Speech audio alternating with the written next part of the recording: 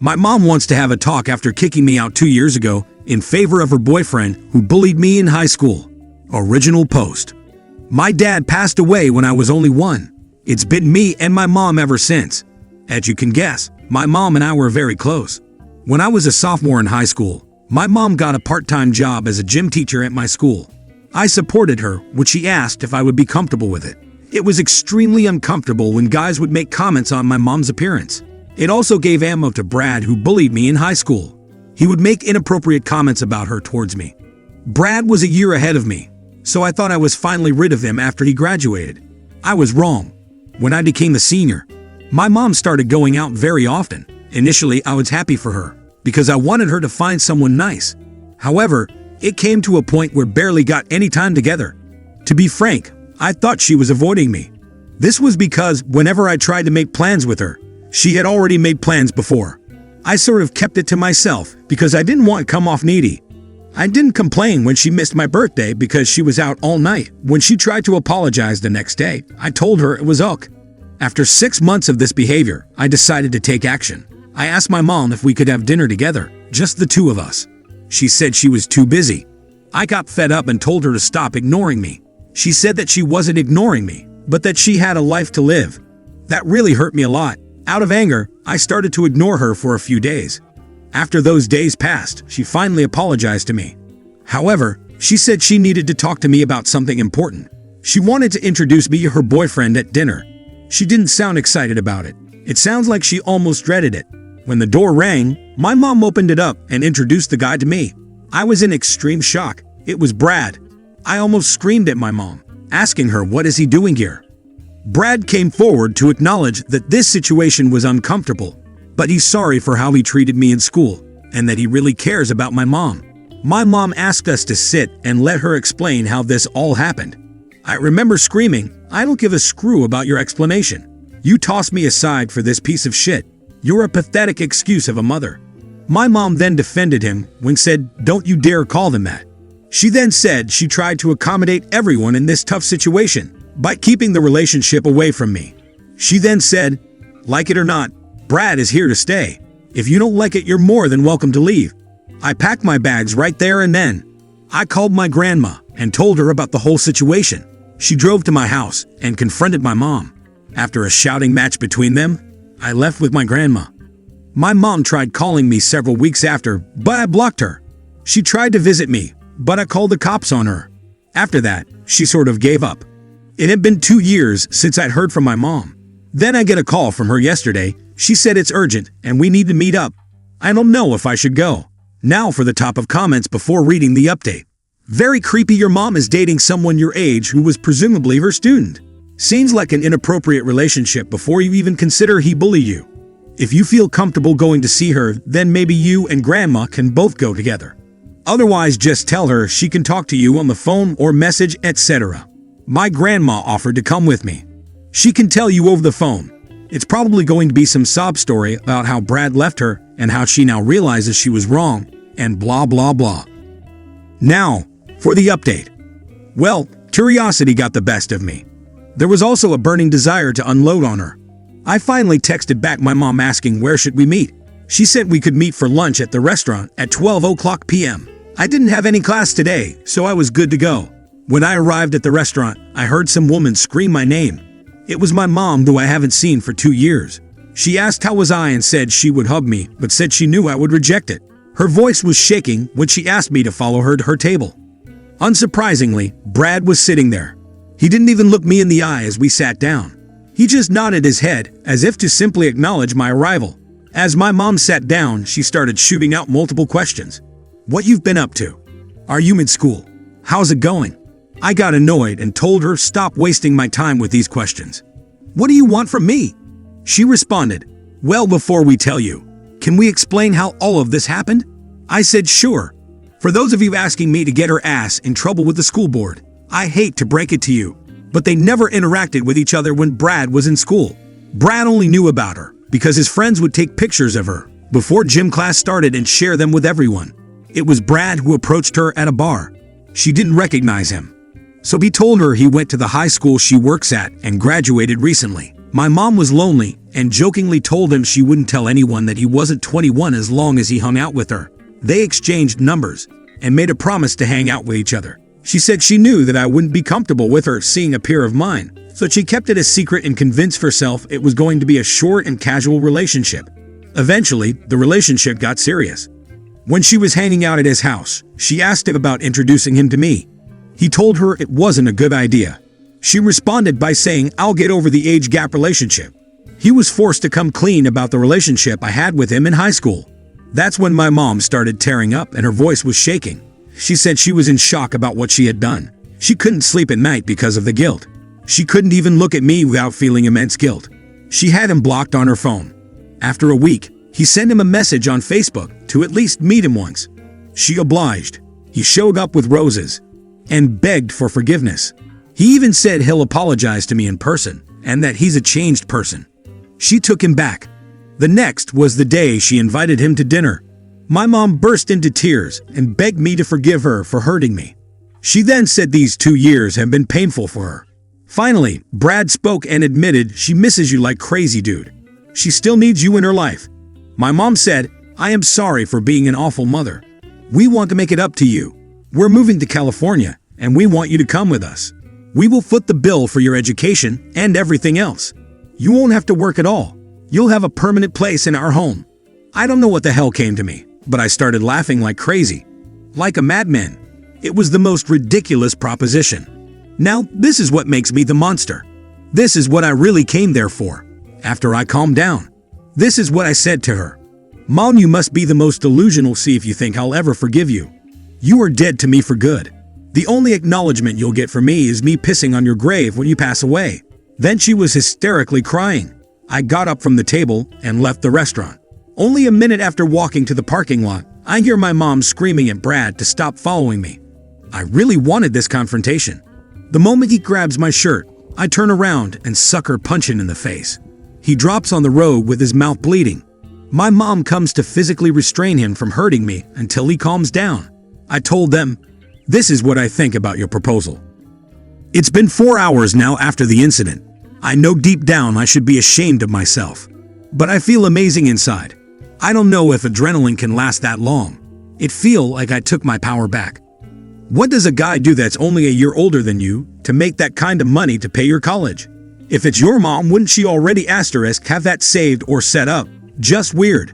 OP, I don't know what job Brad has. My mom, on the other hand, has been saving up money ever since my father passed.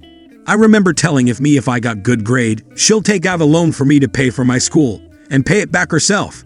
Story 2. How do I, 38-year-old male, reassure my wife, 34-year-old female, that I'm not having an affair with my assistant, 24-year-old female, at work? Plus update. Original post. So about 6 months ago, I got a promotion at my job, and with the promotion I also got an assistant, who I'll call Marcy. When I mentioned to my wife, who I'll call Emma, that I was getting an assistant, she did make a couple of jokes about sleeping with my secretary. But I didn't think anything about it at the time. Looking back, I'm thinking that she was actually being serious and was already suspicious from the start just of the whole concept. But what happened to make me make this post is that over the last few weeks I noticed Emma acting like she had a problem with Marcy. If I talked about my day at work and I mentioned Marcy's name, Emma rolled her eyes or made a snarky comment. I stopped mentioning Marcy. But then Emma would ask about her specifically and still have some rude little comment to make. So finally I asked Emma if something had happened, was thinking that maybe she had called for me and Marcy had been short with her on the phone or something. Instead, Emma brought up a random Friday back in January, which she stopped by wanting to surprise me by taking me out to lunch and caught me having lunch with Marcy. So to explain, Marcy and I have a weekly meeting on Fridays where we go over our projects and whatnot for the week. And during these meetings we order lunch and eat in my office. To me this seems completely normal and professional, but Emma thought it signified that we're having an affair. I tried to explain to Emma that I don't follow this logic, but she just kept saying that it obviously looked suspicious. And then she brought up another time when I was late coming home and didn't have a good excuse as to why not.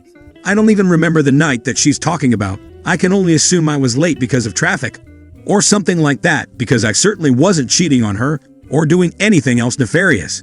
But what can I do to reassure Emma that her concerns are unfounded? We've been together for 4 years, married for 1.5 years, and I've never cheated on her or done anything to make her think I was untrustworthy. I have no idea how to reason with her here because from what I can see, she's basing all of this on the fact that she just doesn't like me having a female assistant. And I don't want to fire Marcy or anything like that just to make Emma feel better because she's good at her job and hasn't done anything wrong either. Now for the top of comments before reading the update. To me, these are potential signs that your wife is feeling insecure in your relationship and just happens to target your working relationship with Marcy. Has anything else has changed in your work life, home life, quality time, or presence with your wife after your promotion other than you got an assistant? She could maybe just be acting insecure because OP leveled up with a promotion. Although I'm sure she's very happy he's succeeding and likely making more money, it could trigger some insecurity. Also, maybe her dad had an affair with a secretary or something random like that. One couple's therapy session would likely get to the bottom of this. I am thinking along these same lines. The imaginary attention that Emma thinks Marcy is receiving is the problem. The solution is giving Emma the attention. Have lunch with her on Tuesdays or Thursdays. Meet her for dinner after work, or bring takeout sushi home to her. Do nice and unexpected things for her to the point where she knows you don't have time or inclination to have an affair. Now for the update. Hello everyone. I have an update on the situation with my wife. After I posted and read everyone's advice, it really just solidified my worry that I couldn't do anything to reason with my wife because her concerns were unreasonable in the first place. Everything I could think of, or that someone suggested to prove to her that I wasn't having an affair with Marcy or anyone, was either something I'd already told my wife or something that the more I thought about it, I didn't feel it was fair that I should have to convince her of at this point in our relationship. So instead I sat down with her and just explained to her how hurt it made me feel that she didn't trust me after 4 years together where I'd never done anything to make her doubt me, and that it wasn't fair for me to be on trial when I hadn't done anything wrong, and she didn't have any good reason to think that I had. And then I asked her if she really honestly thought I was cheating on her, or if there was something else going on that she wasn't telling me about. She got really upset by the last part because she thought I was accusing her of cheating, which turned the conversation into a fight.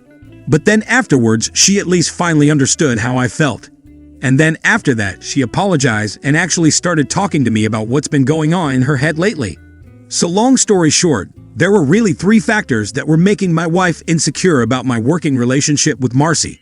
Some of which were things that commenters on my first post guessed correctly, and none of them were really things that had anything to do directly with our relationship. First, one of my wife's good friends got divorced last year, which I knew about, but I didn't know any of the details as to what happened.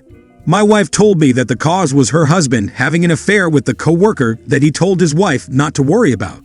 Apparently, supporting her friend through that situation was feeding into my wife's insecurities about me having a new assistant. She actually admitted that part of the reason she decided to stop by my office that one time was also because she wanted an excuse to get a look at Marcy, and that was why she got so angry about us having lunch together. Second, my wife says that after switching to the new gym, she feels more insecure about her body/looks than she ever used to because she's the least fit person in all of her classes now. I did suggest that she should go back to her old gym where she feels more comfortable, but she says she'd rather power through until she can catch up to everyone at the new gym, and I'm just going to let her do what she wants on this one. Third, apparently my wife had been having weird menstrual symptoms for the past few months, but she didn't think it was anything to be worried about. I got her to go to the doctor, and it turns out she's starting menopause. She agreed that her hormones being out of whack is likely a big part of why she got so unreasonably upset about all this. So after we talked, my wife said she'd stop bringing up Marcy, and so far she hasn't mentioned it again. And then after she saw her doctor, she also started a mild antidepressant that's supposed to help with the emotional symptoms of menopause. But it's only been a couple of weeks, so I'm not sure if I've noticed any effect yet. But we're past the original issue. It seems like it was a lot less to do with my wife not trusting me and a lot more to do with just a bunch of internal stressors that she was dealing with that happened to result in her getting fixated on this one issue. Story 3. Am I the a-hole for saying my wife will have to quit her job if we get booted from another daycare? My wife and I have a 3-year-old daughter, Alexis. Both of us work, and Alexis has attended daycare since she was 1. In the 2 years since, we have been asked to leave 2 programs because my wife is a micromanager. I admit both of us went into the first program not really understanding daycare. I quickly learned that they can't provide personalized care, and after learning from her teachers, I reset my expectations. My wife, however, has a lot of anxiety and worries about our daughter. She hates when she gets even a little upset. She's in therapy and is working on it. First program, my wife would constantly watch the live feed and call the daycare multiple times a day. We had several talks about it, and the school talked to us twice. My wife ended up screaming at one of the teachers, and then the director. We were terminated immediately. Second daycare was a little better because my wife began therapy, but my wife was still so nervous and had a complaint every single day. These were not important things. Small things like she saw another child took a toy from Alexis and she would cry. The teacher would give the toy back to Alexis, but my wife didn't understand why the other child wasn't punished for it. This daycare didn't kick us out, but did eventually suggest that this may not be the best program for us. My wife and I decided to pull Alexis out. My wife because of her anxiety, myself because I knew my wife had burned bridges and was becoming one of those moms. We chose a smaller home daycare this time as we couldn't afford another center. The woman who owns it is very nice but also firm. She stands by her boundaries and won't let my wife break any rules. Whereas the centers were definitely more accommodating. My wife would take any inch she got. This time, she doesn't get that opportunity. I thought all was well as the owner only speaks to my wife for the most part. Then, I get put in a group text saying my wife has been bombarding the owner with texts every day, despite the owner saying she will text her at lunch when things are settled. She said at this point, she will only be responding at specific times of the day and not looking the rest. The owner then sent several pages of the contract with passages highlighted, reminding us of certain policies my wife had violated. I was pissed. When Alexis went to bed that night, my wife and I talked. I said this was our last option for daycare. The other centers are too expensive, and this was the only home daycare in the area that we like. A nanny is not in our budget. My wife made a million excuses, including that it's not her fault she's anxious. I said if we are asked to leave this program too, my wife will be the one quitting her job to watch Alexis, not me. This upset my wife. I pointed out I've spoken to her kindly about this plenty of times. I encourage her to keep up her therapy, but she can't keep getting us kicked out of programs. My wife is now not speaking to me. Am I the a-hole? Now for the advices. Not the a-hole. To keep it 100% honest with you. 20 years down the line, your daughter is going to hate your wife, and there's a high chance she will not be part of your lives. Your wife is the exact definition of a toxic helicopter parent. She's going to not only ruin your life already in that process, your daughter's life in the future, and her own life. This 100% not the a-hole. Opie's wife isn't just a helicopter parent, but a steamroller. She will steamroll any and all challenges their daughter will ever face, making sure that their daughter is either terrified of the world or completely incapable of dealing with any kind of disappointment/challenge or both. Opie needs to do something now if he wants a relationship with his daughter and make sure his daughter doesn't inherit his wife's crippling anxiety. Edit. Wow. Thank you for the awards. So sorry to all of you who have experienced and been hindered by your parents' anxiety. I hope you all can heal and learn to give yourself grace. I really hope OP reads all of your stories. Thank you for sharing your experiences. The first time she faces even the smallest conflict upon joining the adult world, and that poor girl will shatter like glass. She'll have absolutely no confidence, because mom will condition her to do as she's told. Mommy's anxiety knows best. When mom continues this behavior into grade school, she'll be ostracized by her peers. That little girl will struggle to connect with friends, and it will further isolate her as she drowns in the anxiety mom instilled in her. This needs to be altered ASAP. The more time passes by, the more difficult it'll become to undo the damage. That's all for today. If you are enjoy this story, please like the video and share your thoughts in the comment section down below.